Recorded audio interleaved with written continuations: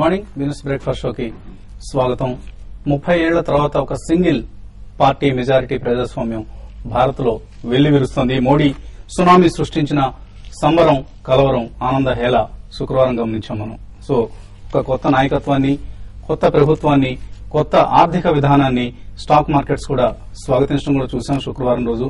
Of course higher levels లో కొంత profit taking వచ్చినప్పుడు కూడా ఇకపై ఇప్పటిదాకా ఏదైతే ఒక ఫైర్ లోపించిందో, ఒక లెజిస్లేటివ్ ఎగ్జిక్యూటివ్ ఫైర్ పవర్ ఏదైతే లోపించిందో అది ఇక్కడ నుంచి భారతదేశానికి పుష్కలంగా లభించనున్నది అన్న అంచనాలు, ఆశలతో స్టాక్ మార్కెట్స్ శుక్రవారం రోజు భారీగా పెరగడం, ఆ తర్వాత కొంత కరెక్షన్ లోన్ కావడం చూసాం. So FIIs 3635 crores worth stocks కొని ఇండియన్ మార్కెట్స్ పట్ల, ఇండియన్ కొత్త లీడర్షిప్ పట్ల తమ విశ్వాసాన్ని చెప్పకనే చెప్పారు. అండ్ ఎఫ్ఐఎస్ డెరివేటివ్ మార్కెట్స్ లో కొంత సెల్లింగ్ చేయడం కూడా చూసాం. అయితే ఇదంతా హెడ్జింగ్ లో భాగంగానే భావించాలి. అండ్ ఒక మల్టీ ఇయర్ బుల్ రన్ ప్రారంభమైంది మార్కెట్స్ లో అన్న భావన ఎక్కువ మందిలో వ్యక్తం అవుతోంది. మనం గత కొద్ది నెలలుగా పదే పదే ఇదే విషయాన్ని చెప్తూ వచ్చాం. రాబోయే ఇదంతా కూడా చాలా మంచి తరుణం, స్టాక్ మార్కెట్ సంబంధించి చాలా చాలా పాజిటివ్ గా ఉంటుంది. మల్టీ ఇయర్ బుల్ రన్ కు మార్కెట్ సిద్దమవుతున్నాయన్న అంశాన్ని మనం ముందే చెప్పడం జరిగింది. ఎక్కువ మంది ప్రస్తుతం ఇదే అభిప్రాయంతో ఉన్నారు. సో మోడీ ట్రేడ్ కొనసాగబోతోంది. షార్ట్ టర్మ్ కన్సాలిడేషన్ మేబీ ఇక్కడ కొంత చోటు చేసుకునే అవకాశం కనిపిస్తున్నప్పుడు కూడా మోడీ ట్రేడ్ ఏదైతే మనం చూసామో లాస్ట్ 4-5 months గా ఇది కొనసాగబోతోంది. అండ్ మోస్ట్ బ్రోకరేజెస్ ఇప్పుడు చాలా పాజిటివ్ అంచనాలు ఇస్తున్నారు. ఆల్మోస్ట్ సెన్సెక్స్ 30,000 వరకు వెళ్లినా కూడా ఆశ్చర్యపోనవసరం లేదంటూ మనకు ఎస్టిమేట్స్ ఇవాల్టి న్యూస్ పేపర్స్ లో, ఫైనాన్షియల్ డైలీస్ లో కూడా మనకు కనిపిస్తుంది. అండ్ రూపీ టార్గెట్ కూడా anywhere between 59 to 55. Of course ఎక్కువ మంది మెజారిటీ అభిప్రాయం అయితే 57-58 మధ్యలో సెటిల్ అయ్యే అవకాశం ఉంది సమీప భవిష్యత్తులో డాలర్తో రూపాయి విలువ అన్న అంచనా ఉంది. ఇక సెన్సెక్స్ కి అయితే 26,000 నుంచి 30,000 వరకు.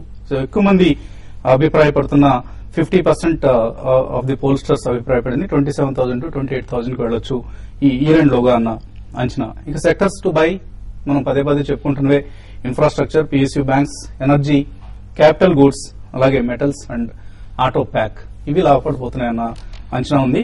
అండ్ స్టాక్ స్పెసిఫిక్ విషయానికి వస్తే టాప్ 10 స్టాక్స్ టు బై అన్న లిస్ట్ ఒకసారి గమనిస్తే యాక్సిస్ బ్యాంక్ నెంబర్ 1 స్థానంలో ఉంది. ICICI Bank, LNT, LIC Housing, M&M, Maruti, అలాగే ONGC, RIL, State Bank of India, Tata Motors ఇవి టాప్ 10 పిక్స్. ప్రస్తుతం బ్రోకింగ్ సంస్థలు కావచ్చు ఎక్కువ మంది బుల్లిష్ గా ఉన్న top 10 picks. Of course broader market లో చాలా స్టాక్స్ ఉన్నాయి మిడ్ అండ్ స్మాల్ క్యాప్స్ లో, బట్ ఇవన్నీ కూడా ఫ్రంట్ లైన్ స్టాక్స్ లో సేఫ్ ప్లే కావాలనుకున్న వాళ్ళకి ఒక 20 to 30% రిటర్న్ నెక్స్ట్ 1 year లో రావాలనుకున్న వాళ్ళకి ఇటువంటి స్టాక్స్ ఉన్నాయి.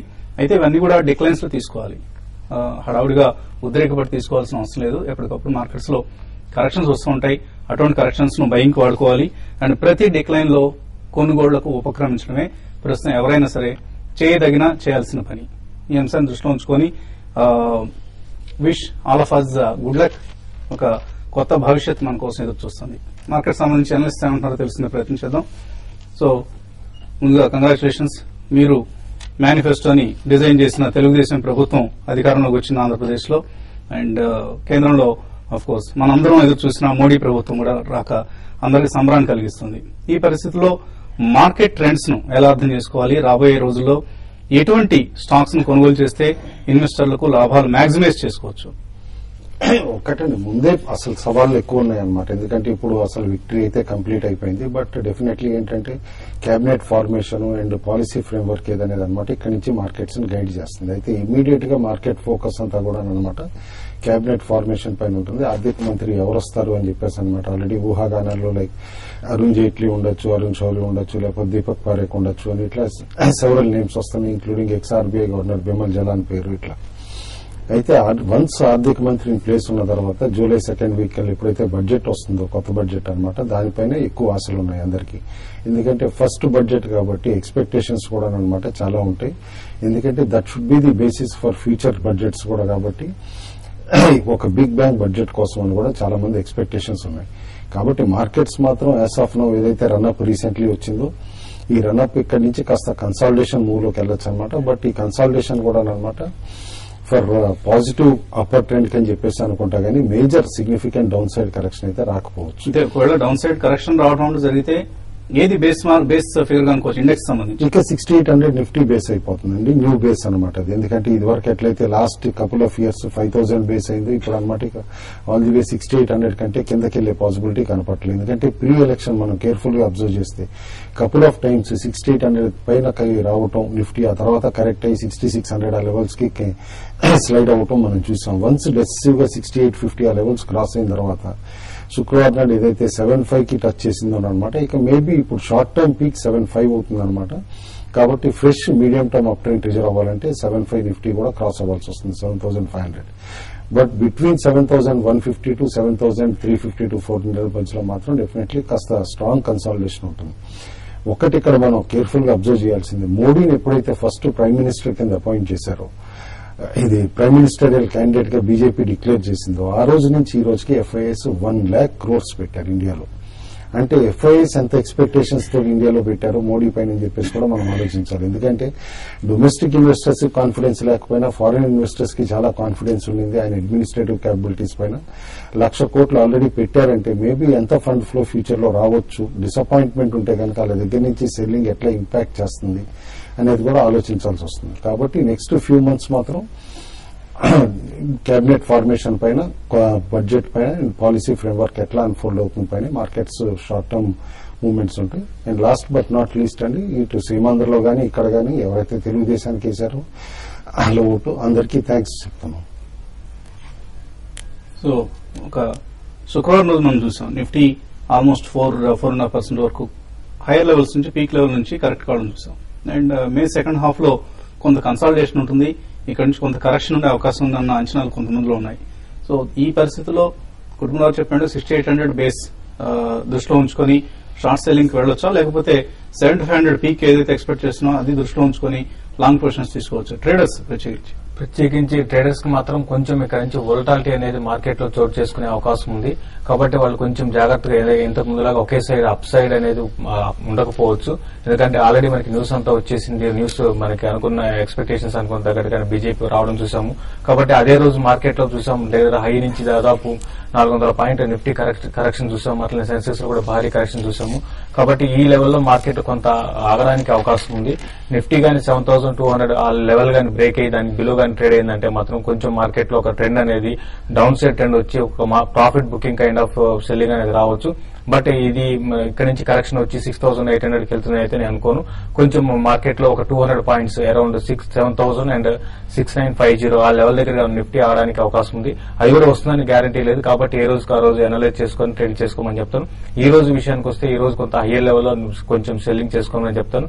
మార్కెట్ లో కొంత ఈ లెవెల్ నుంచి కొంత ప్రాఫిట్ బుకింగ్ రావచ్చు. అయితే మిడ్ క్యాప్ స్టాక్స్ మాత్రం సెల్లింగ్ కాకుండా ఇండెక్స్ బేసిస్ స్టాక్స్ ని, తర్వాత బ్యాంక్ నిఫ్టీ కూడా చాలా వీక్ గా మనకి చూసాం. హైయర్ లెవెల్ నుంచి డిస్ట్రిబ్యూషన్ ప్యాటర్న్ ఏర్పడి బ్యాంక్ నిఫ్టీ సెల్లింగ్ వచ్చింది. కాబట్టి బ్యాంక్ నిఫ్టీ చాలా ఓవర్ బాట్ లో ఉంది. ఇప్పుడు ఉన్న అన్ని సెక్టర్ లో చూసుకుంటే బ్యాంకింగ్ సెక్టర్ చాలా ఓవర్ బాట్ లో ఉంది. కాబట్టి బ్యాంక్ నిఫ్టీని సెల్ చేయమంటాను. తర్వాత నిఫ్టీని కూడా హైయర్ లెవెల్ లో సెల్ చేయమంటాను. 74 ఆ లెవెల్ లో స్టాప్ లాస్ కొంచెం దూరంగా పెట్టుకుని సెల్ చేయమంటాను. ఆ విధంగా ఇండెక్స్ స్టాక్స్ లో సెల్ చేయమంటాను. మిడ్ క్యాప్ మాత్రం ఎవ్రీ డిప్, చిన్న డిప్, ఇంటర్ డిప్ గానీ 1-2 డే కరెక్షన్ వచ్చినప్పుడు ఎవ్రీ డిప్ లో మిడ్ క్యాప్ స్టాక్స్ ఇంకా బై చేసుకోవచ్చు. ఓవరాల్ ట్రెండ్ అయితే షార్ట్ టర్మ్ కి లాంగ్ టర్మ్ కూడా చాలా మేజర్ అప్ ట్రెండ్ మార్కెట్ లో కొనసాగుతుంది. నెక్స్ట్ మాన్సూన్ కూడా ఈ వీక్ నెక్స్ట్ వీక్ లో మనకి ఇండియాలోకి ఎంటర్ అయ్యే అవకాశం ఉంది. దాన్ని కూడా దృష్టిలో పెట్టుకోండి. ఒక మాన్సూన్ బాగుంటే మాత్రం డెఫినెట్ గా కొన్ని సెక్టర్లు బాగా ఎఫ్ఎంసీజీ లాంటివి కూడా మళ్ళీ మార్కెట్ లో లీడ్ చేసే అవకాశం ఉంటుంది. వాటిలో కూడా ఎవరీ డిప్ లో బై చేసుకోమని చెప్తాను. కొంత షార్ట్ టర్మ్ మాత్రం కొంచెం ఐటీ స్టాక్స్ లో కొంత సెల్లింగ్ అండ్ ఫార్మా స్టాక్స్ లో కూడా కొంత హైయర్ లెవెల్ లో సెల్లింగ్ రావడానికి అవకాశం ఉంటుందండి. IT and pharma back seat తీసుకుంటాయని ఎక్కువ మంది అంచనా వేస్తున్నారు. మేబీ కొద్ది రోజుల పాటు ఈ స్టాక్స్ సబ్డ్యూడ్ గా ఉండే అవకాశం ఉంది, ప్రత్యేకించి ఐటీ స్టాక్స్. ఎందుకంటే ఓవైపు రూపాయి బలపడుతూ మరోవైపు ఇతర సెక్టర్ షేర్లకు డిమాండ్ ఎక్కువగా ఉన్న సమయంలో ఐటీ షేర్లో కొంత సెల్లింగ్ ప్రెజర్ వచ్చినా ఆశ్చర్యపోనవసరం లేదు. కాలర్స్ లైన్ ఉన్నారు. టీవీ రావు ఖమ్మం నుంచి ఫస్ట్ కాలర్. హలో. డిఎల్ఎఫ్ 172.50 లో షార్ట్ చేసామండి ఫ్యూచర్స్. ఎలా ఉందో సార్? ఎప్పుడు షార్ట్ సెల్ చేశారు? మొన్న ఫ్రైడే రోజు చేశారు. 172.6.